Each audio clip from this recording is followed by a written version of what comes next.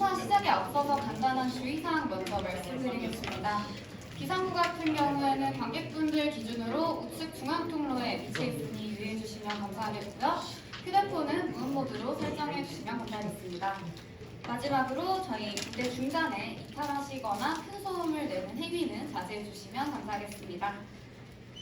저희 이제 행사 시작 직전에 오프닝 영상 먼저 시청하시겠습니다.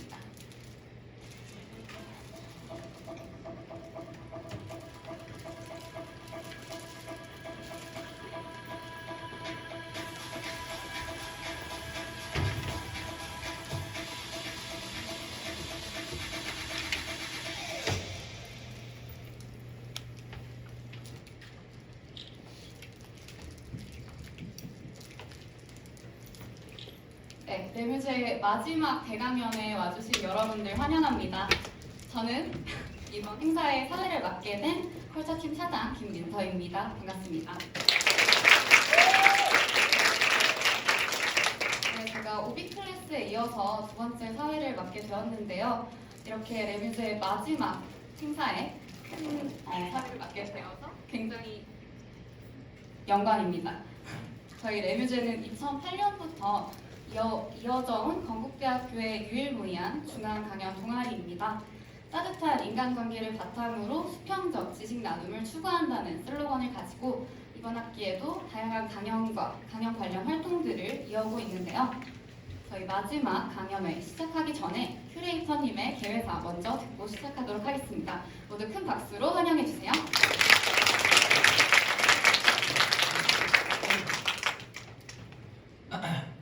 안녕하세요.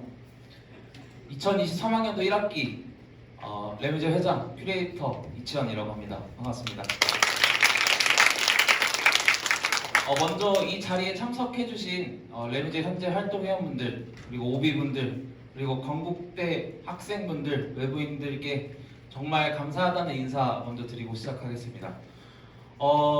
기나긴 팬데믹 기간 동안 이전 큐레이터 분들께서 동아리 정상화를 위해서 정말 많은 노력들을 해오셨습니다.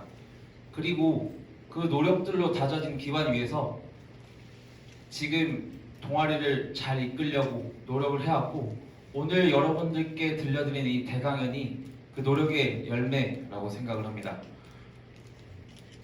임원진들, 그리고 TF팀, 그다음에 연사들, 정말 많은 인원들이 이 대강연을 위해서 엄청난 노력을 쏟아부었습니다. 그런 만큼 여러분들께 오늘 이 대강연이 정말 뜻깊은 자리가 되었으면 좋겠습니다. 감사합니다.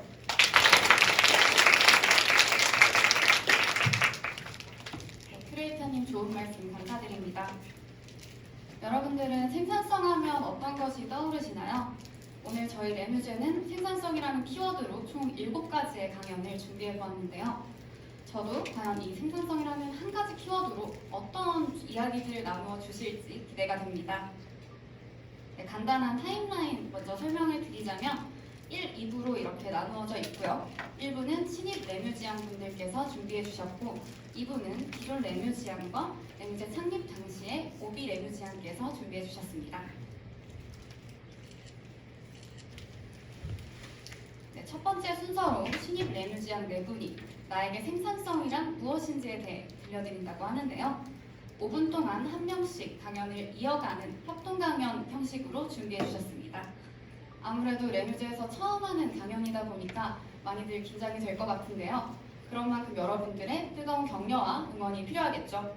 첫 번째 연사 백영준 연사자부터 큰 박수로 맞이해 주세요.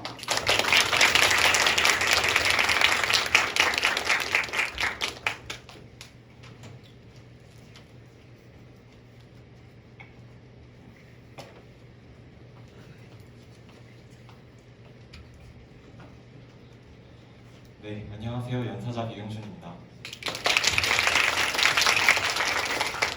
여러분은 생산성이라는 단어를 들으면 어떤 이미지가 떠오르시나요? 아마 대부분 긍정적인 이미지일 것입니다. 사람들은 대개 생산성을 높일수록 좋은 것, 즉 다다익선인 것이라고 생각하는 경향이 있는데요. 하지만 저는 오늘 지나치게 생산성을 추구하다 보면 오히려 생산성을 낮출 수 있다는 그런 이야기를 하려고 합니다. 바로 기후변화를 통해서 말입니다. 우리가 대부분 사용하고 있는 이 전기는 화력발전소에서 석탄을 태워서 만든 것입니다.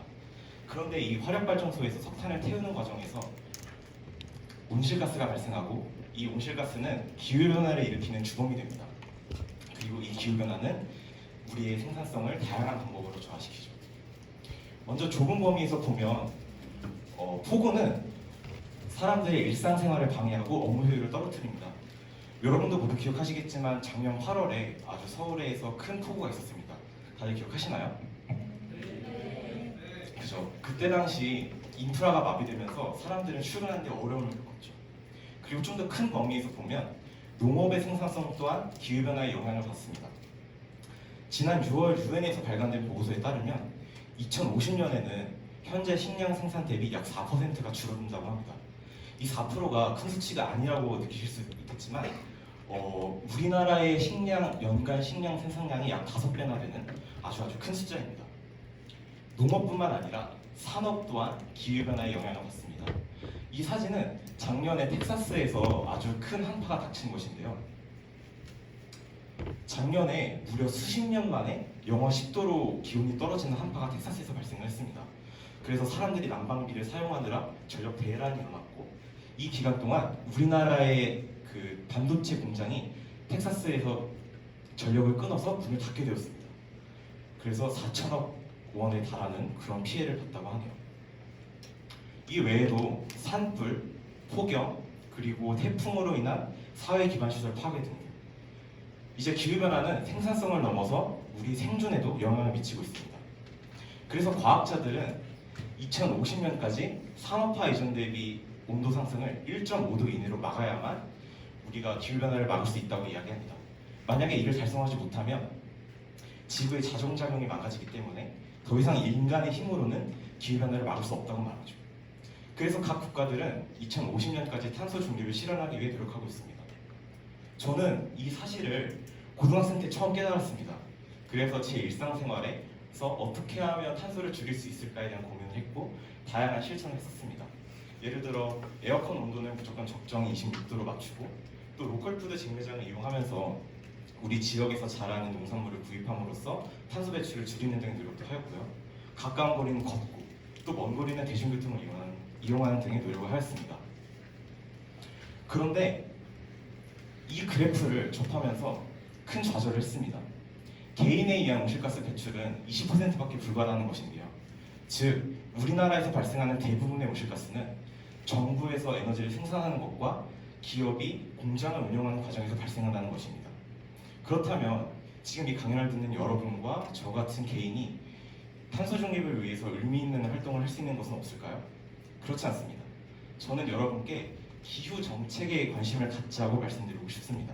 왜냐하면 탄소 배출을 줄일 수 있는 규제를 실행할 수 있는 가장 효율적인 방법은 바로 정부의 정책이기 때문입니다. 여러분 혹시 탄소 중립 녹색 성장 기본법에 대해서 들어보셨나요? 잘 모르고 앞에 계신 남성분께 여쭤보고 싶습니다. 혹시 이 법에 대해서 자세히 알고 계시나요? 잘 모르겠어요. 네, 아마 생소하실 거라고 생각이 듭니다. 이 법은 2020년 환경부에서 제정한 법으로서 우리나라 정부에서 기후 정책을 만들 때 모든 기준이 되는 법입니다. 그만큼 기후변화 대응에 있어서 아주 중요한 법인데요. 그런데 문제는 이 법 내에서 명시되어 있는 온실가스 감축 목표치가 실제로 유엔에서 권고하는 탄소 중립을 이루기에는 아주 부족하다는 비판 또한 있습니다. 즉, 우리가 더욱더 관심을 가져야만 정부가 적극적으로 대응을 할 것이라는 이야기입니다. 작년에 치른 대선에서 출마한 대선 후보들 중에서 탄소 중립과 관련된 공약을 내건 후보는 단 한 명밖에 없었습니다. 그만큼 정치인은 현재 기후변화에 아주 무관심하다는 것이죠. 정치인이 더 많은 관심을 가질 수 있도록 우리는 더 관심을 가질 수 있습니다. 기후변화와 관련된 뉴스를 좀 더 찾아볼 수도 있고요. 그리고 이렇게 청소년 기후행동이나 그린피스와 같은 환경단체에서 주관하는 캠페인이나 또 서명에 참여하는 방법도 있습니다. 계속 이렇게 관심을 갖다 보면 정치인은 기후 정책을 좀 더 내세울 수 있을 것이고 그로 인해서 우리는 탄소 중립을 이룰 수 있을 것이라고 저는 생각합니다. 즉, 지속 가능한 생산성을 위해서는 우리 모두의 관심이 필요하다는 점을 다시 한번 말씀드리면서 저의 이야기는 여기서 마치도록 하겠습니다. 그런데 여러분 혹시 언어에도 생산성이 있다는 사실을 알고 계셨나요? 다음은 김하진 연사자의 언어의 생산성에 대해서 알려드리겠습니다.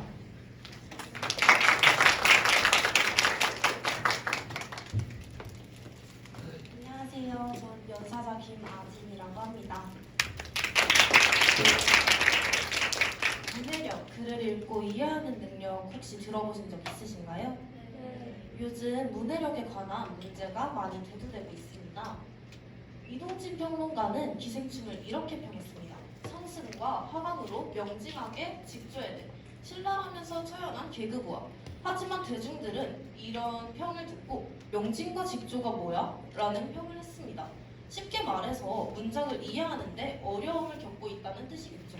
제가 국어학원에서 일을 하고 있는데 아이들이 이렇게 말하더라고요. 선생님, 그냥 문장도 쉬운 문장만 사용하고 단어도 쉬운 단어만 사용하면 되지. 왜 굳이 다 다르게 말해서 어렵게 하는 거예요? 저는 이 질문에 대한 답으로 하나의 질문을 던졌습니다. 과연 언어에 제한을 두는 것이 가능할까? 여러분, 언어에 제한을 두는 것이 가능할까요? 언어에 제한을 둔다면 문해력 저하를 해결할 수 있을까요? 저는 이 질문에 대한 답을 생산성으로 드리고자 합니다. 언어의 생산성을 알려면 언어의 특성을 우선 알아야 합니다. 언어의 생산성을 이렇게만 말씀드리면 여러분께 잘 와닿지 않으실 것 같아서 쉽게 예시를 통해 설명해 드리도록 하겠습니다. 우선 어휘의 생산성입니다. 지우다와 개, 물뿌리다와 개가 있습니다. 각각 접사 개가 더해져서 지우, 개, 물뿌리, 개 이렇게 되는 것을 보실 수 있습니다. 이게 바로 어휘의 생산성입니다. 그렇다면 문장에서의 생산성은 어떤 것일까요?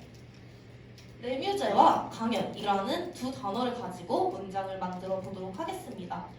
앞에 흰 셔츠 입고 계신 남자분 혹시 만들어 보실 수 있으실까요?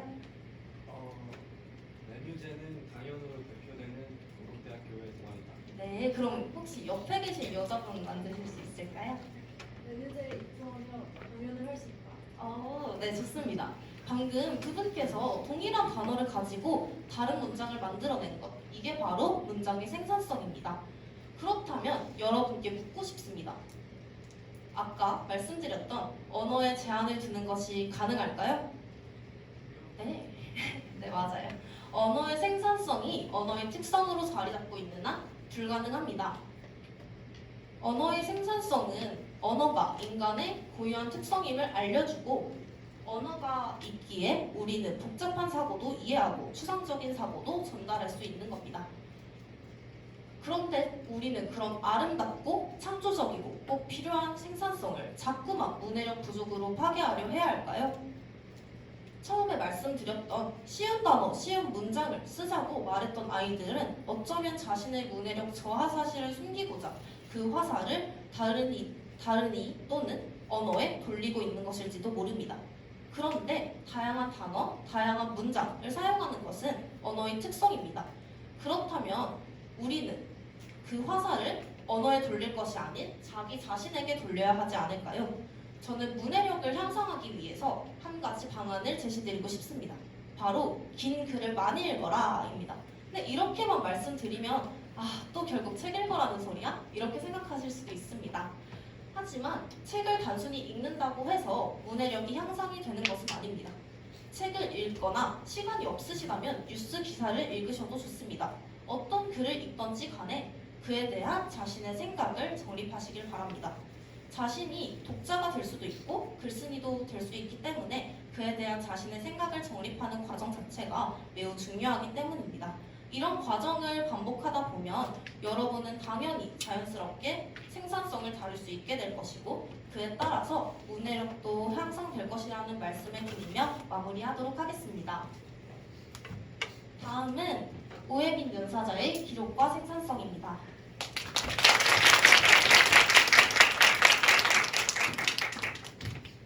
네, 여러분 안녕하세요. 저는 기록과 생산성이라는 제목으로 5분 강연을 진행하게 된 레뮤제 신입부원 오혜민입니다. 반갑습니다. 처음에 생산성과 어떤 것을 연관지어서 강연을 해야 할까 고민을 많이 하다가 자연스럽게 제가 가장 생산적으로 살았던 때인 고등학교 3학년 때를 떠올리게 되었는데요. 고등학교 3학년 때 저는 어떻게 하면 조금이라도 더 공부를 생산적으로 할 수 있을까 고민을 많이 하던 학생이었습니다. 그러다가 우연히 제 친구가 공스타그램이라는 걸 하는 걸 발견하게 되는데요. 혹시 공스타그램이 뭔지 아시나요? 아, 네. 공스타그램이란 공부와 인스타그램을 합친 합성어로 자신의 공부를 인스타그램에 기록하는 행위를 말하는데요. 처음에는 저런 거 왜 하지? 라고 생각했다가 그 친구가 공부를 되게 잘했거든요. 그래서 나도 한번 따라해보자 하고 무작정 시작하게 되었습니다. 저는 이런 식으로 공부를 기록했었는데요. 첫 번째 사진은 제가 그날 공부했던 플래너를 올리고 내가 오늘은 뭘 공부했고 이런 걸 잘했고 저런 걸 못했으며 앞으로는 이런 공부를 더 많이 해야겠다 등을 적었고 오른쪽은 제가 푼 시험지를 올리고 이 시험지를 풀면서 내가 부족했던 개념과 충분했던 개념 그리고 내가 풀 때 행동 강령까지 기록을 했습니다. 이렇게 기록하는 공부를 시작하면서 저는 공부의 생산성이 증가하는 걸 경험했는데요. 기록하지 않았을 때는 뭔가 그날 공부가 끝난다고 하더라도 뭔가 찜찜한 느낌이 많이 들었고 내가 뭐가 부족한지, 뭘 잘하는지, 그리고 앞으로 뭘 해야 되는지 정리가 잘 안 된 느낌이었는데 이렇게 기록하는 공부를 하고 나서는 그런 게 다 정리가 돼서 한결 편해지는 느낌이었습니다. 아무튼 이렇게 공부의 생산성이 증가를 경험한 저는 생산성에 대한 저만의 두 가지 기준을 세우게 되었는데요. 첫 번째는 지금 내가 해야 할 일을 정확히 아는 것, 그리고 두 번째는 내가 잘하는 것과 못하는 것을 아는 것. 저는 이 두 가지를 기록을 통해서 실현했고 지금도 과제나 일을 할 때 이 두 가지를 실천한다면 정말 생산성 있는 삶을 살 수 있을 거라 믿어 의심치 않습니다. 고등학교 때 기록의 중요성을 경험한 저는 지금까지도 별걸 다 기록하는 삶을 살고 있는데요. 첫 번째 글은 제가 창조적 사고와 표현이라는 수업을 듣는데 그 수업을 듣고 기록을 한 건데요. 안 보이실 것 같아서 제가 잠깐 읽어드리겠습니다. 바둑기사 커제가 흘린 눈물에 대한 글을 읽었다. 경기 내내 정적인 바둑장에서 패배의 눈물을 흘린 커제를 보며 안쓰럽기도 대견하기도 했다. 동시에 반성도 했다. 난 어떤 일을 할 때 커제만큼의 뜨거운 열정을 가질 수 있을까? 또 스스로의 한계에 부딪혀 뜨거운 눈물을 흘릴 날이 올까? 인간을 맞서는 알파고 앞에서 인간 고유 능력의 징표라고 생각되는 눈물을 보인 커제. 나에게 감동과 반성의 시간을 주었다. 이런 식으로 제가 수업을 듣고 나서 깨달은 점 그리고 더 생각해볼 점을 적기도 했고 오른쪽은 제가 이 강연 동아리 레뮤제 면접을 보고 나서 적은 후기인데요. 마지막 줄에 간절히 바래야지 꼭 되게 해주세요 하고 기도 이모티콘을 했는데 정말 돼서 다행이라고 생각합니다. 네.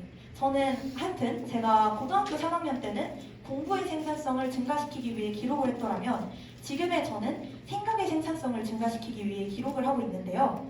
제가 생각하는 생각의 생산성이란 기록함으로써 새롭게 얻게 되는 생각들 그리고 기록하지 않았다면 잊어버렸을 생각들을 붙잡아 두는 것이라고 생각합니다. 마지막으로 기록에 대한 명언을 읽으면서 강연을 마무리해보도록 하겠습니다. 나는 기록을 통해 경험을 찾고 경험을 통해 나만의 쓸모를 만들어 나갔다. 오늘 나의 기록이 생각의 도구가 되고 나를 성장시키는 자산이 된다. 제가 고등학교 3학년 때 그리고 지금까지도 그때그때 맞는 기록을 하면서 저만의 생산성을 찾아 나간 것처럼 여러분들도 여러분들만의 기록을 통해서 여러분들만의 생산성을 찾아 나가시는 건 어떨까요? 지금까지 5분 강연을 들어주셔서 감사합니다.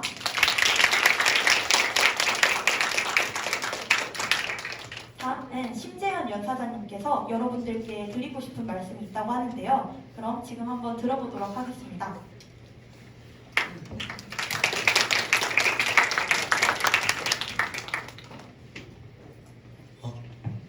안녕하십니까. 전 비생산성의 생산성이라는 주제로 발표를 진행하게 된 신입 레뮤지양 심지현이라고 합니다. 저는 오늘 생산성과 그리고 비생산성에 대한 본질적인 질문을 던지고자 이 자리에 섰어요. 자, 여러분, 과연 생산성이란 무엇일까요? 우리는 보통 생산적인 활동들을 운동, 공부, 자기 개발 이런 것들을 생산적인 활동이라 부르는데 결국에 나한테 어떤 가시적인 성과를 가져다주는 그런 데 도움이 되는 앞으로 나아가라는 듯한 활동들을 우리는 생산적인 활동이라고 불러요. 그렇다면 반대로 우리는 게임, 음주, 잠 이런 것처럼 뭔가 성과를 내는 데에 집중되지 않고 즐거움이나 이런 데에 집중된 활동들을 비생산적인 활동이라고 부르곤 하죠. 그리고 우리는 생산적으로 살아가는 사람들을 바라보면서 아 나도 저렇게 살고 싶다. 나도 저런 활동들을 이어가면서 뭔가 성취를 계속 이루고 싶다는 생각들을 하며 살아갑니다. 반면에 이렇게 살아가지 못하는 우리들의 모습을 보면서 우리는 스스로를 비생산적이라고 말하고 그렇게 비생산적으로 살아가는 나의 모습을 탓하고 왜 나랑 나아가지 못하고 정체돼 있지라고 생각하면서 자책을 많이 하곤 하죠. 그리고 저는 이것에 대해서 아니라는 답을 드리고 싶고 여러분들은 이미 생산적이라는 말씀을 드리고자 이 자리에 섰습니다. 자, 이유가 뭐냐? 저는 여러분들이 비생산적이라고 생각하는 그 모든 행동들이 실제로는 굉장히 생산적이라는 말씀을 드리고 싶어요. 우리가 지금 생산적이고 싶다는 문제의식을 가지고 있는데 지금 당장 그 생산적인 활동을 이어나가지 못하는 데는 분명한 이유가 있다고 생각해요. 뭐 이유는 여러 가지가 있을 수 있겠죠. 내가 지금 체력이 안 될 수도 있고 그 생산적인 활동을 이어나가고자 하는 의지가 강하지 않을 수 있고 혹은 뭐 가끔은 내가 도서관에 가고 싶은데 우리 집 주변 도서관이 없다던가 운동을 하고 싶은데 뭐 운동을 할 만한 시설이 없다던가 하는 인프라적인 문제가 있을 수도 있어요. 굉장히 다양한 문제들이 있죠. 그리고 저는 이런 상황 속에 여러분들 모두가 있다고 생각해요. 내가 어떤 생산성을 이루고 싶은데 그러지 못하는 데에는 그럴 만한 이유가 있다는 거죠. 그리고 그건 곧 여러분들이 여러분에게 와 있는 이 상황 속에서 여러분들이 이미 최선의 선택들만 하고 있다는 얘기를 뜻합니다. 그리고 그렇다고 하면 여러분들 스스로가 나는 왜 비생산적이지? 나는 왜 생산성을 이뤄내지 못하지라는 자책과 그런 고민은 어쩌면 크게 중요하지 않을 수도 있다는 거예요. 그리고 이러한 상황을 인지하고 받아들인 상황에서의 고민은 내 생산성에 오히려 도움이 됩니다. 나는 왜 비생산적이라는 고민을 하면 할수록 우리는 자연스럽게 그 반대편에 있는 생산성에 대해서도 똑같은 질문을 던질 수밖에 없어요. 나는 왜 비생산적이지라는 말을 하면서 그렇다면 생산성은 뭐지? 나는 왜 생산적이어야 하지? 내가 생산적인 활동을 통해서 이뤄내고 싶은 건 뭐지? 과연 진정한 생산성을 이루려면 내가 어떻게 생활해야 할까를 우리는 한 번씩은 더 고민할 수밖에 없다는 거죠. 결국 내가 왜 비생산적인가에 대한 고민을 하면 할수록 우리는 생산성에 대한 본질적인 질문에 더 가까워질 수밖에 없어요.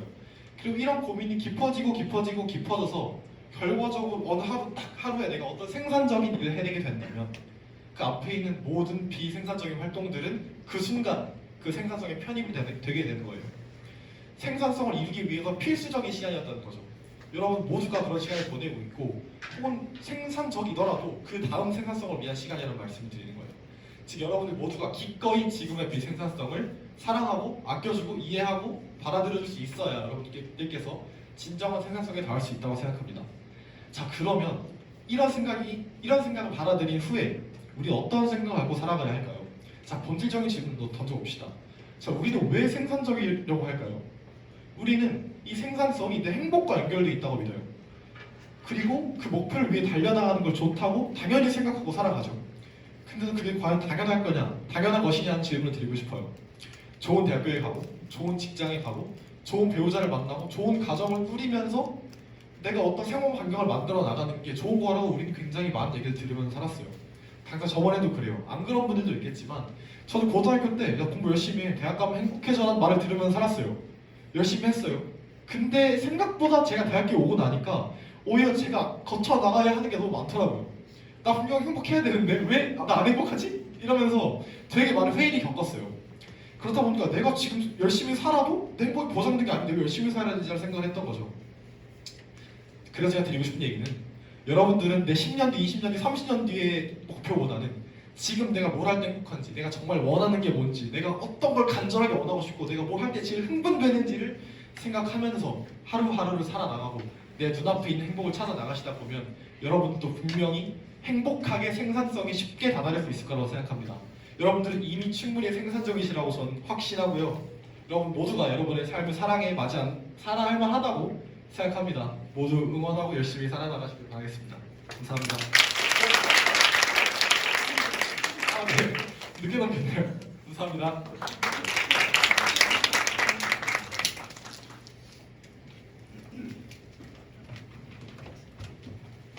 네, 정말 신입 레뮤지원 분들인데도 너무 훌륭한 퀄리티의 강연을 보여주셔서 정말 감사드립니다. 이렇게 생산성이라는 주제로 다양한 이야기들을 드릴 수 있었는데요. 기후변화, 언어, 기록, 마지막으로 비생산성까지 이렇게 다양한 주제들을 다뤄주실 줄은 저도 몰랐습니다.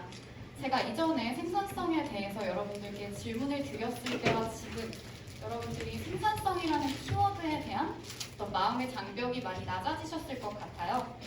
5분이라는 짧은 시간에도 불구하고 알찬 강연 들려주신 네 분께 마지막으로 큰 박수 부탁드립니다.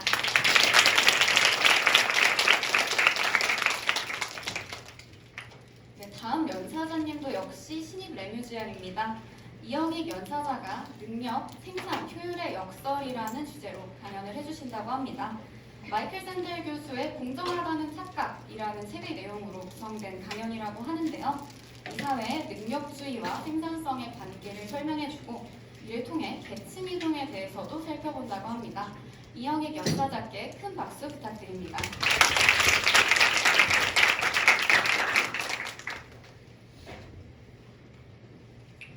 안녕하십니까.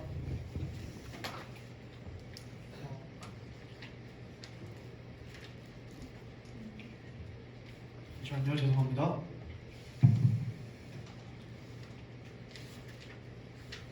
안녕하십니까. 저는 오늘 능력주의와 생산성이라는 주제로 강연을 하게 된 경영학과 이상학번 이영익이라고 합니다. 만나서 반갑습니다. 신입으로 들어와서 이렇게 대강연이라는 자리에서 발표할 수 있게 되어 매우 영광스럽게 생각합니다. 저는 강연에 앞서서 먼저 여러분들께 예시를 하나 드리고자 해요. 여러분들이 CEO라고 가정을 해봅시다.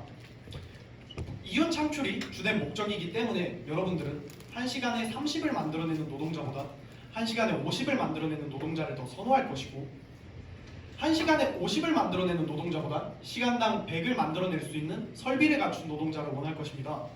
이는 당연한 얘기겠죠?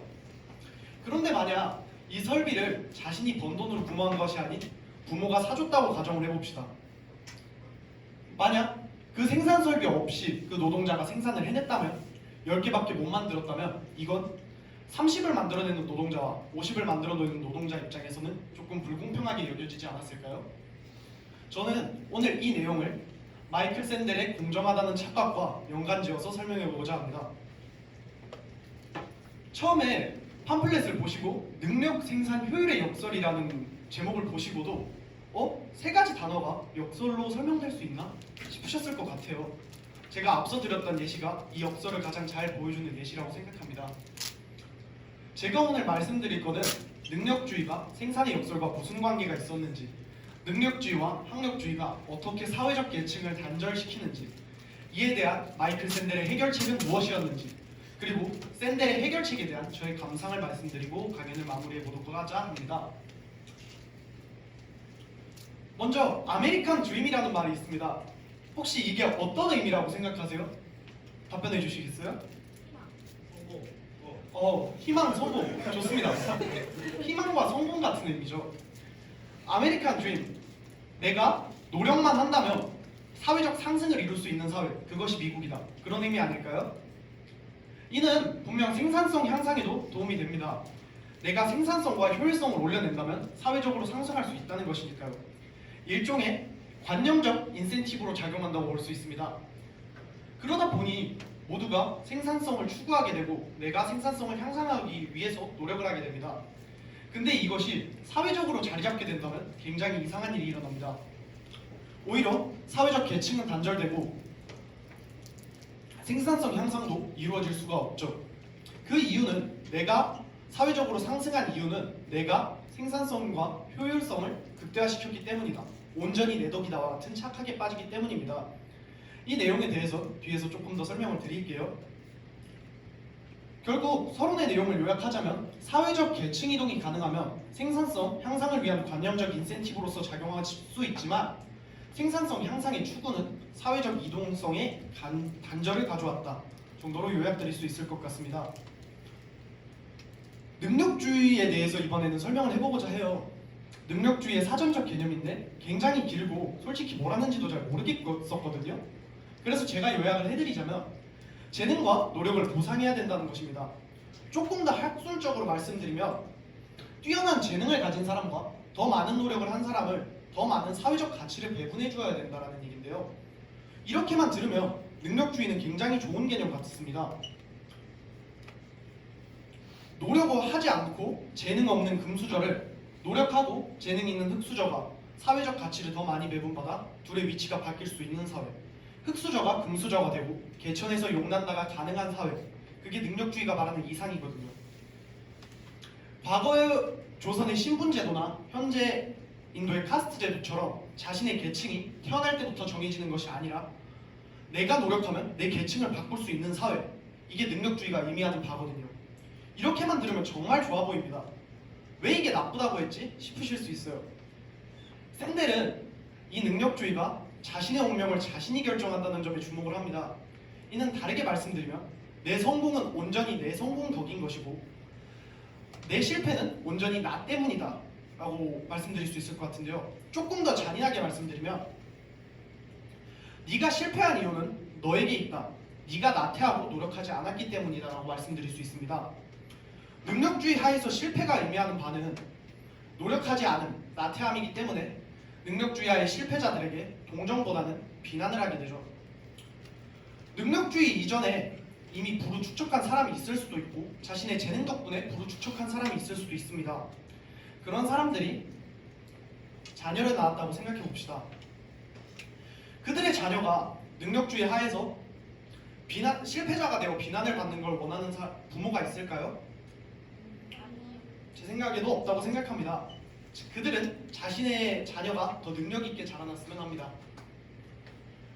그렇다면 저희 현재 사회에서 능력이 있다는 걸 입증하기 위해서 무엇이 필요할까요? 거기 계신 남자분 뒤에 하얀 티 입으신 분, 뭐가 필요하다고 생각하세요? 네, 성과가 있으면 능력을 입증할 수 있습니다. 성과가 있으면 능력을 입증할 수 있다. 굉장히 좋은 말인데요. 제가 생각하기에 사회에 내가 능력 있다는 걸 어필하기 위해선 학력이 필요합니다. 좋은 출신 대학. 내가 서울대 나왔으니까 저는 능력 있어요 라고 당당하게 말할 수 있지 않겠어요? 그런데 이 표를 보시면 소득분이 상위 90분위 학생들이 서울대, 고려대, 연세대의 40%를 차지하는 것을 볼 수 있습니다. 그리고 기초생활수급자나 차상위 계층, 소득분위 1, 2분위 학생들은 재학생 중 20%가 채 되지 않죠.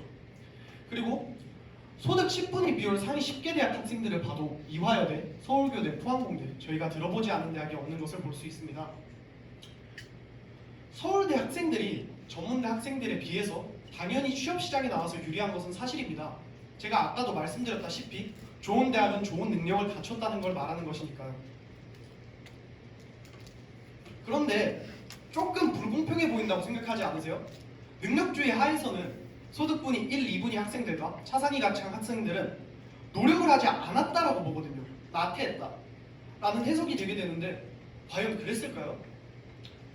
수학교육의 정점에 있는 현우진에게 배우는 것과 동네 학원에서 8명이서 한 교사에게 배우는 교육 수준이 과연 같을까요? 입학 난이도에 있어서도요. 기탁금 제도를 통해 입학한 학생과 많은 사교육비를 지출해서 합격한 학생과 그렇지 못한 학생들 간의 난이도 차이가 과연 같았을까요? 여전히 능력주의가 자신의 덕이고 자신의 때문처럼 보일까요? 자신의 운명이 자신에게 결정되는 것 같지 않지 않으세요? 결국 결과적으로나 과정적으로나 부자는 부자일 수밖에 없고 가난한 사람은 가난할 수밖에 없습니다. 능력주의라는 이름 아래 사실 사회적 이동성이 단절되고 세습 귀족제처럼 진행이 됐던 것이죠. 샌델은 이 문제를 해결하기 위해서 먼저 학력주의가 해소된다고 보았습니다. 이 학력주의의 해소를 위해서는 추첨제가 필요하다고 주장하였죠. 샌델이 주장한 추첨제는 일정 수준을 넘은 학생들을 우선 선별하여 그들 중에서 추첨을 통해서 선정한다는 방식이었습니다. 이 방식은 내 운명은 내가 결정한다는 자기 책임론적 관점에서 벗어날 수 있어서 능력주의의 타개에도 도움이 된다라고 주장을 하였습니다. 근데 샌델의 이 문제는 몇 가지 문제점을 가지고 있어요. 우선 첫 번째 문제는 근본적인 학업 역량에서 차이가 발생한다는 것입니다. 저희 나라의 예시로 들어보자고요. 수능 만점자가 대학에 들어와서 수업을 이해하고 적용하는 정도와 평균 등급 3등급 대 학생이 수업을 이해하고 적용하는 정도가 과연 같을까요? 그렇다고 해서 평균 2등급 대 학생들만 받는다면 다시 그 11% 안에 들기 위해서 엄청난 돈을 쓰고 노력을 해야 되지 않을까요? 샌델도 이 문제에 대해서 인식을 한 것 같습니다. 샌델은 그 추첨 대상자에 해당하기 위해서 한 노력은 많은 비용을 쓰고 많은 노력을 들여야 되는 것이 아니라 가난한 학생들도 노력을 통해서 충분히 넘을 수 있는 문턱이어야 한다고 주장하였습니다. 학업 역량의 차이에 있어서는 100중 50은 기존 입시 제도를 통해서 선별하고 50%는 추천 뒷단으로 선별하여서 그들의 객관화된 역량인 학점을 우선 비교하는 것이 먼저라고 하였습니다. 그리고 난 다음에 학업 역량이 떨어진다고 하면 그것을 보충할 수 있는 수업이 진행되어야 한다고 주장하였죠. 두 번째 문제점은 사회적 계층 이동이 실질적으로 가능하냐는 것입니다. 만약 저희가 200명을 추첨으로 선별했다고 하자고요. 그랬는데 그 200명이 모두 상류층일 수도 있는 것 아니겠어요?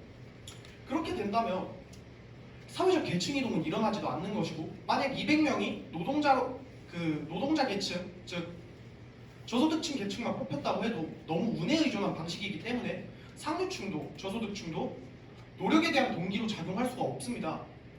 샌델은 이 문제를 해결하기 위해서 대학이 책임져야 한다고 주장하였습니다. 만약에 저희가 4등급이라고 그 추첨 대상자에 해당하는 등급이 4등급이라고 해도 가난한 집안 학생들이 부유한 집안의 학생들보다 어려울 수 있습니다. 예를 들어서 자기가 생계를 챙기면서 공부를 해야 되는 상황이면 더욱 그렇겠죠. 그래서 대학에서 가난한 집안의 학생들에게 추천권을 더 많이 부여해야 한다고 주장하였습니다. 저희가 로또 한 장 사는 것보다 10장 샀을 때 더 당첨 확률이 높은 것처럼 많은 추천권이 부여된다면 당연히 당첨될 확률이 높아질 것이고, 당첨 확률이 높아짐에 따라 사회적 계층 이동도 가능해지겠죠. 마지막 문제점은 대학의 명예실추와 관련이 있습니다. 샌델은 추천제를 자신이 대학교에서 시행하면 좋겠다고 주장하였는데, 하버드가 만약에 추첨제를 통해서 인원을 선별한다면 최고의 영재들이 모이는 하버드와 같은 명예는 사라지지 않을까요? 기존의 입시제도 집단과 추첨 집단의 학업 역량의 차이가 없다고 해도 명예의 실추를 막기는 힘들 것입니다. 샌델은 이 대학의 명예 자체가 원래 없었어야 한다고 주장합니다. 대학의 명예가 학생들의 선호를 만들었고, 학생들의 선호도에 따라 지원자 수가 많아졌으며 소수의 합격자와 다수의 불합격자가 발생하였습니다. 상류층의 부모들은 이 소수의 합격자에 해당하게 하기 위해서 더 많은 비용을 사용하였고, 이로 인해서 계층 단절이 이루어졌다는 것이죠. 저는 이 샌델의 의견이 꽤 합리적이라고 느꼈습니다. 만약 일정 기준을 3등급까지로 잡는다고 하면 이후 추첨이기 때문에 상류층들은 많은 돈을 사교육에 쓸 필요가 없습니다. 오히려 돈을 버리는 행위가 돼버리죠. 저희가 추첨제에 대해서 반감을 당연히 가질 것이라고 생각합니다. 저희 사회 자체가 능력주의 사회니까요. 그런데 다르게 생각해보면 부모의 부라는 개념도 사실 추첨에 가까운 개념이 아니었을까요? 우리가 이미 추첨을 통해서 특권을 누리고 있었다면 추첨이 다시 진행돼서 또 다른 특권을 부여해도 아무런 문제가 없는 것 아닐까요? 샌델의 해결책은 당장 많은 변화를 가져올 수는 없을 것입니다. 하지만 현재 완전한 단절에서 어느 정도의 통로를 열어줄 것이고, 생산성 향상을 위한 관념적 인센티브로도 한 걸음 나아갈 수 있다고 생각합니다. 이상으로 발표 마치겠습니다. 들어주셔서 감사합니다. 네, 이영희 변호사님 좋은 강연 정말 잘 들었습니다. 이 능력주의가 생산성을 저해한다는 것과 계층이동 가능성이 막힌 과정을 설명해 주시면서 다시 계층이동 가능성이 생산성을 위한 원동력으로 사용되기 위한 방법을 설명해 주셨는데요. 저는 전혀 관심이 없던 분야였는데도 이렇게 이해가 쉽게 설명을 해주셔서 추후에 우리 모두 한 번쯤은 고민해 볼 만한 주제가 아니었나 생각합니다. 이제 질의응답 간단하게 진행해 볼 텐데요. 강연 내용이나 연사자분께 궁금하신 점 지금부터 편하게 질문해 주시면 됩니다.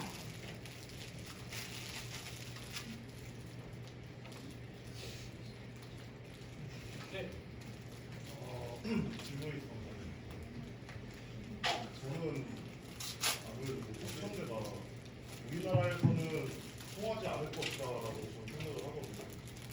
예를 들어서 2024년도에 고교 이제 평준화를 했을 때 그때가 뺑뺑이 첫 세대거든요. 중학교에 서열을 없애겠다. 경기고 같은 이제 서열을 없애겠다 했는데 40년이 지나고 봤을 때 그 서열로 과연 사라졌느냐 저는 그게 좀 의문이거든요. 우리나라에서 그 실질적으로 그게 가능하다고 생각하는지 그 의견을 듣고 싶습니다. 실질적인 그 현실적 방안에 있어서는 저건 사실 이상적인 얘기에 가깝다고 저도 생각을 했어요. 근데 다르게 생각을 해보면 저 방식이 진행된다고 하더라도 정말 서열이 그 분리되지 않을 수도 있다고 생각하지만 평준화 정도는 될 수 있지 않을까라는 생각을 하고 저도 그렇게 생각을 해서 했습니다. 죄송합니다. 많이 긴장을 해가지고요. 네. 말씀해 주세요. 네, 그 중간에 이제 대학의 명예라는 것 자체가 애초에 필요 없는 개념이다 뭐 이런 얘기가 나왔잖아요.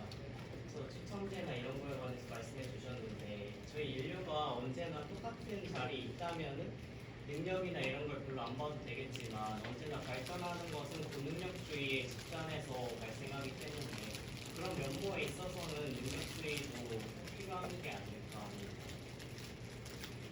제가 강연을 시작한 부분이 그 시점이거든요. 능력주의가 필요해서 사회적으로 이 자리 잡게 되었으나 현재 그 능력주의가 생산성 향상을 전혀 시키지 못하고 있다라는 게 제 강연 내용이었거든요. 그래서 제가 생각하기에는 개인적으로 예전에 롤스라는 분이 차등의 원칙을 적용해서 얘기하신 적이 있는데 최소수의 자에게 최대의 행복이 주어들어야 된다라는 복지적인 원리와 현재 진행하고 있는 그 능력주의가 적절하게 어우러지는 것이 사회에도 이롭긴 하지만 현재는 너무 능력주의에만 치중되어 있다. 그것이 조금은 풀어줘야 되지 않을까라고 말씀드리고 싶습니다.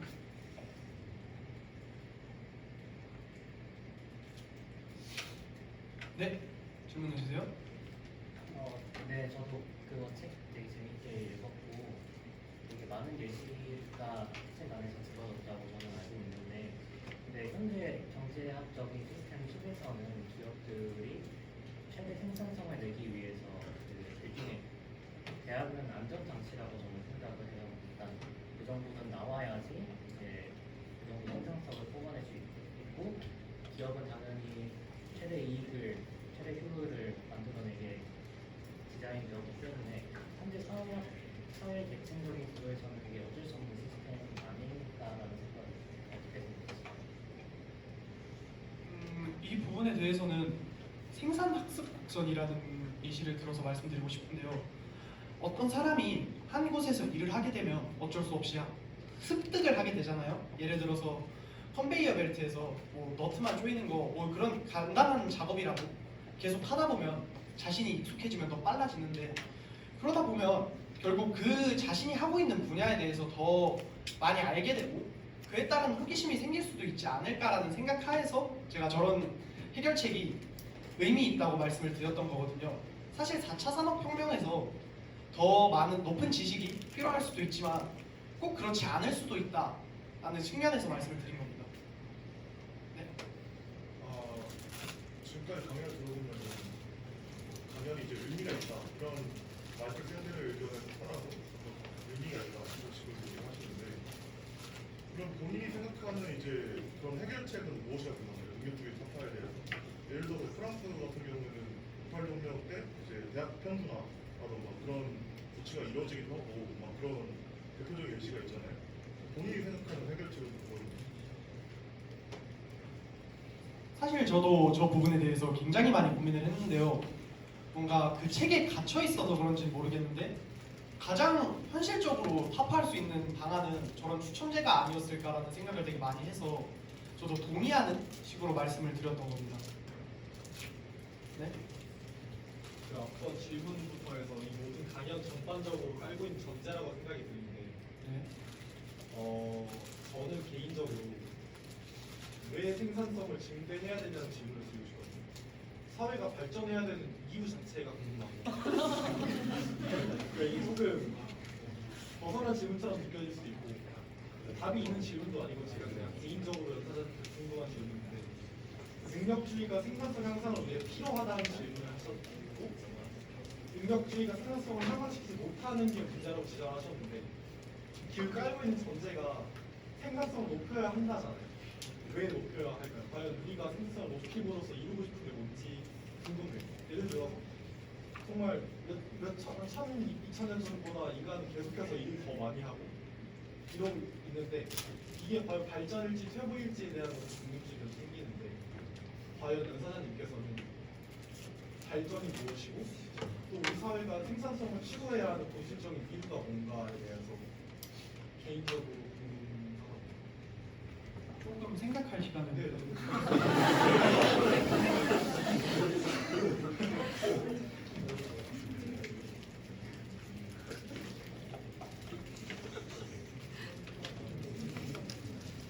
답변 드릴 수 있을 것 같아요. 일단 되게 어쩔 수 없이 극단적 예시를 들을 수밖에 없을 것 같아요. 되게 결국 발전이 없다면 지금처럼 생산성 향상을 추구하지 못하게 되면 점점 퇴보하게 될 것이고 그 생산 수단을 가진 나라에게 자신들이 보유하고 있는 것들을 더 비교 우위에 의해서 빼앗길 것이라고 생각되거든요. 만약에 정체되었다. 그렇게 되면 되게 기초적인 욕구인 의식주 자체도 해결이 안 될 텐데 극단적으로 가면 그 의식주 자체가 해결이 안 되면서 나는 워라밸을 맞출 거야.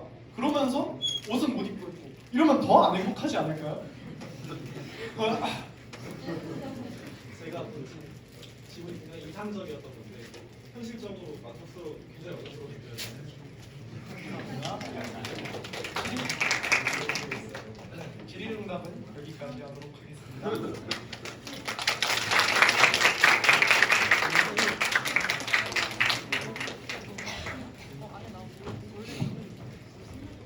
네, 이것으로 레뮤제 강연의 1부는 마무리 짓고요. 10분간 쉼 시간 가지신 뒤에 2부 진행하도록 하겠습니다. 지금까지 일부 사회 맡은 국민사